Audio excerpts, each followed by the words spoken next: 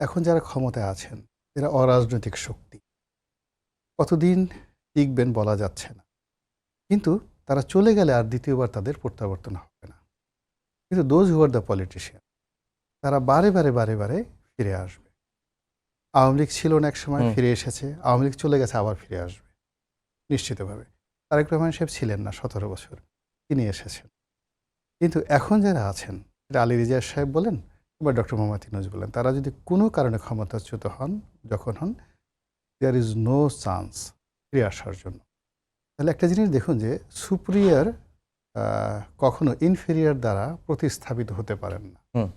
এখানে the politician, রাজনীতিতে যারা আছেন বাংলাদেশে, including Mister Tarek Rahman, Doctor Shafiqur Rahman, তারা সবাই বাংলাদেশের রাজনীতিতে পার্মানেন্ট পিলার।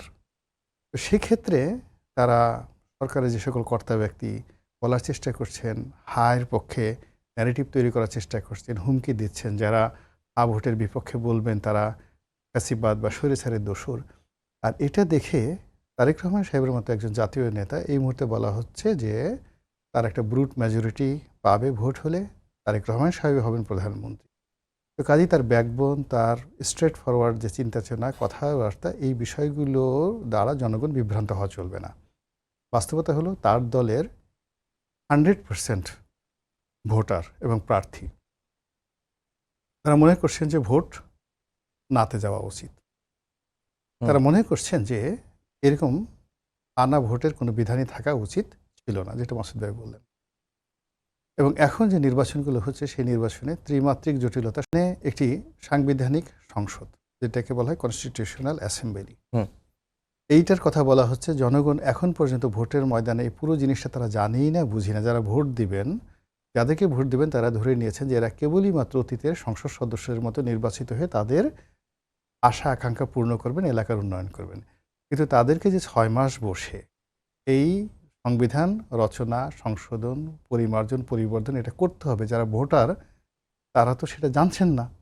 ফলে কী হলো, ভোটারের সঙ্গে যারা ভোট দিচ্ছেন তারা এবং যারা ভোট চাচ্ছেন তারা এবং যারা আয়োজন করছেন, একটা বিরাট গ্যাপ তৈরি হয়েছে। এই ধরনের ফাঁকিবাজি, এই ধরনের ভেলকিবাজি রাজনীতিতে এটা হয় না। রাজনীতিগুলো হজম করতে পারে না কোনো অবস্থায়। রাজনীতি মানে ভেরি স্ট্রেট করতে যাবেন, 2 নম্বরই করতে যাবেন, ঘুরিয়ে পিছিয়ে কথা বলতে যাবেন, আপনি অপমানিত হবেন, লাঞ্ছিত হবেন এবং পতনের দ্বার প্রান্তে চলে যাবেন। Very straight forward. এখানে জনাব তারেক রহমান সাহেব নির্বাচনের এই মুহূর্তে তার এই বিষয়টি, হানা ভোটের বিষয়টি তার স্কেপ করে যাওয়া উচিত ছিল, বা তিনি গেলে ভালো করতেন। আর যদি তার বলা প্রয়োজন মনে করতে, তিনি বলতেন যে আপনাদের যেটা বিবেচনা প্রসূত মনে হয়, তাহলে যেটা ভালো হয়, হার পক্ষে হলে হা দিবেন, না আর পক্ষে হলে না দেবেন, কিন্তু আপনারা অংশগ্রহণ করবেন। সরকার যেহেতু এটা চাচ্ছে, একদম মোস্ট জাস্টিফাইড হতো।